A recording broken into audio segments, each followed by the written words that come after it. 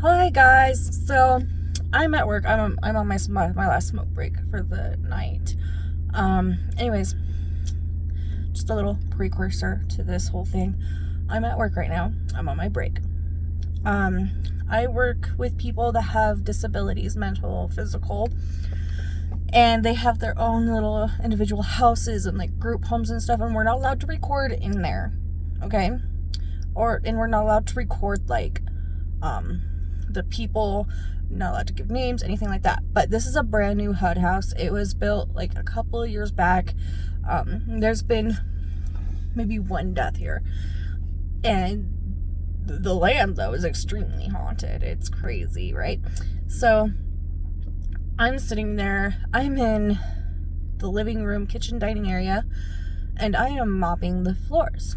My coworker Amber, she is in the little office area that we have, and she is doing paperwork. Okay. All of a sudden, there's two loud bangs. I'm looking around. I'm like, what the heck is that? Why? And I have a video playing in the back, and I thought it was a video at first, and I looked over, and the rocking chair was moving. Back and forth, moving. Okay? I call my coworker. I'm like, Amber, you've got to see this. Come out here right now. This bitch, she is like, what? And she doesn't notice it at first. And by now, the rocking chair has like kind of slowed and almost stops, but it's still moving, just like a little bit. She sees it moving. I'm like, the rocking chair. And I point to it, and she looks, and she's like, oh, hell no. Runs back into the office. He says, like, you and your creepy ass, like, why do these things always happen around you? What the heck? You are supercharged or something, because not that many creepy stuff happens to me, and when I'm around you, girl, shit is a fire. Shit is a flame. Things happen like boom, boom, boom. It's crazy. And I just laughed and laughed. And the whole night she's like, you could have just not told me about it. I would have been fine not knowing about it. And I call out, I'm like, hey, Kathy, the deceased person. I'm like, this is still your home, girl. You're good, you're good. Thanks for coming around. And sometimes, like, she will move the other people's wheelchairs around, or their shower chairs. It's very weird. When I first got here, like, nobody told me nothing. Nobody warned me, nothing. And they all know about me. Like, I'm a bloodline on both sides of my family. I've got bloodline on both sides of my family. They both practice. There's some people that refuse to acknowledge it. But even the men in our family are very powerful. So, at the end of the day, there's only so much denying you can do, right? If it's in your blood, it's in your blood, and you know it, and you feel it. Stories just get passed down, generation to generation. That's just how that works. But I just thought it was really funny, because my coworker, she's a bigger gal, right? But the way she moved, oh my God. You would have thought it would have been like more than a chair moving on its own that freaked her out. No, it's just this little chair. She's like, nope, I'm out. Peace. Goes back into the office, starts doing paperwork again. I was just like, you're good, Kathy girl. Thanks for saying hi. Rest good, girl. I'll see you tomorrow, because at the end of the day, it's still her place. It really is. She died here. She lived here. Yeah. And then I also work at another house, which is like an apartment complex for people with disabilities, mental, physical, whatever. And I work for a company called CES. And I help people live as independently as possible. I give them as much help as they need. Putting stuff away, grocery shopping, taking them out to dinner, doing all sorts of really cool stuff. Really, I like it. I love my job. And it was my first year. This is my second year here. But my first year was a rough one, guys. I was on my own at this other place, and we're gonna call this person Bob. He was a great guy. He was funny. And even when he was mad at you and yelling at you profanities you'd never think you'd hear, it would happen, and he would get so mad yelling at you and so into it yelling at you that his teeth would pop out of his mouth, and you couldn't help but, just, hey bud, it's okay, and just kind of laugh about it. I know there's gonna be a lot of haters like, oh, that's so mean, you're laughing at him. No, dude, like, you have to work in this kind of stuff to understand the situations. And, he would laugh about it. Like, at first he'd be, like, annoyed because it happened. But then he would laugh about it, too, and be like, my tooth didn't fail out. Whatever. But he would laugh about it, too. And, anyways, I was alone on shift, and I was trying to get him up for bed, and he was, like, pulling back.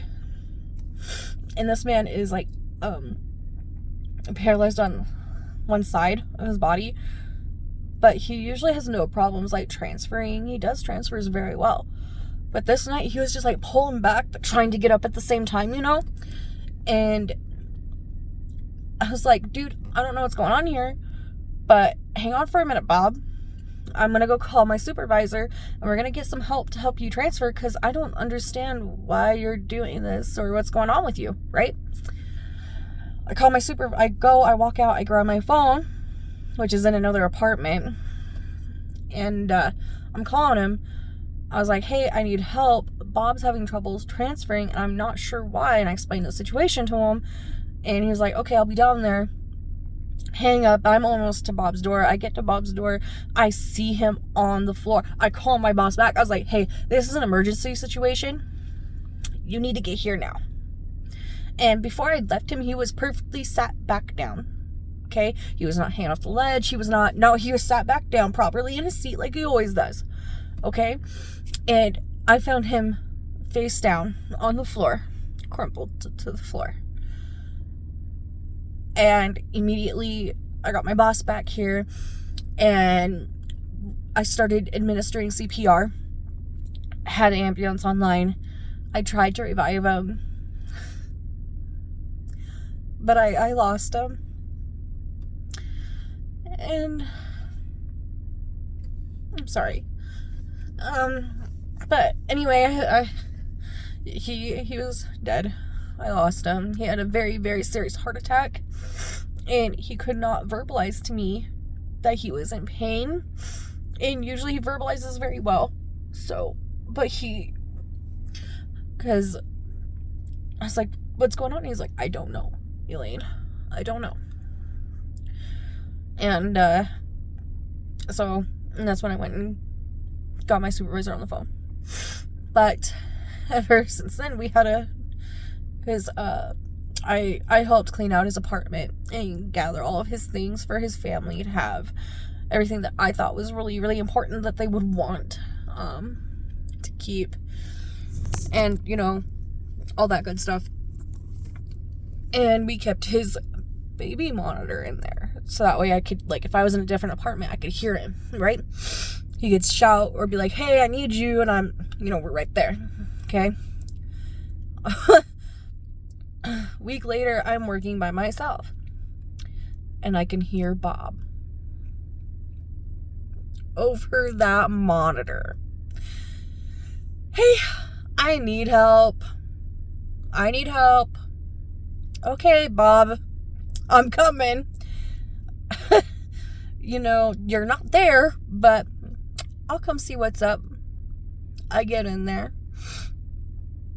and his chair's moving back and forth. I was like, hey, Bob, I'm glad to see you're here, but you need to move on, honey. You need to go to the light. You are so precious. You need to go to the light, baby. And this man had a pretty full life before his accident happened, but not full enough. He was still a baby when he had this accident, and then all of a sudden he wasn't independent no more. He was around 22, 21 when he had his accident that made him incapable of taking care of himself. But he would just tell you remarkable stories. But yeah, so every so often now, we hear Bob on the monitor asking for something, or, hey, I need the TV on. And, you know, clear as day. And we have somebody living in that apartment now. And he's like,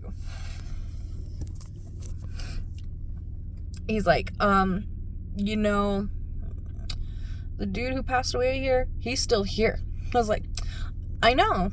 He was a really cool guy. I think you're gonna like him. And this guy is, he's darker skinned. Okay. He was as white as me. When I told him that, I was like, don't worry, he shouldn't bother you too much. And sometimes he will call me into his room. He's like, hey, could you please tell him to stop messing with stuff? Because he has turned off my TV. I look, his TV's turned off. And opened up his bathroom door and, you know, whatever else. Turned on the TV in the living room. Now, understand, this man that lives there now cannot get up. Well, I mean, he can get up himself, you know, and get into his wheelchair by himself. Pretty darn good. But we do not advise him to do that by himself. We need to be there for him to transfer because, you know, just safety reasons. So he doesn't do it. I was like, okay, I'll go turn off the TV. It's all good, you know, whatever. And I was like, hey, Bob, you need to stop and you need to let this man rest because he lives here. He is in your space, and either you need to move on or coexist, please. Do not disturb this man's sleep. Please understand, this is now his apartment. He now lives here. And you can't just take stuff over anymore, Bob. You gotta share. And I just kind of hear like this sigh. Like, you know, okay. And then not a whole lot has happened since then. Every once in a while he'll kind of, you know, do something. Knock something off. You know, just to remind us that he's still there. But, yeah. Just funny stories from my work. I love my job. I wouldn't trade it for the world. If I move, I will definitely find another job just like this because I love these guys and they teach you something new every day. That's for sure. Thank you. And, you know, like and subscribe. Tell me about the stuff that happens to you. I want to hear about your weird, spooky, creepy, funny experiences in this life. You can email me at that is so weird 62@gmail.com. Okay, and don't leave out the nitty gritty because we want to hear all about that tea. Okay, thank you. Much love, much light, and stay positive. And remember, we're not alone here.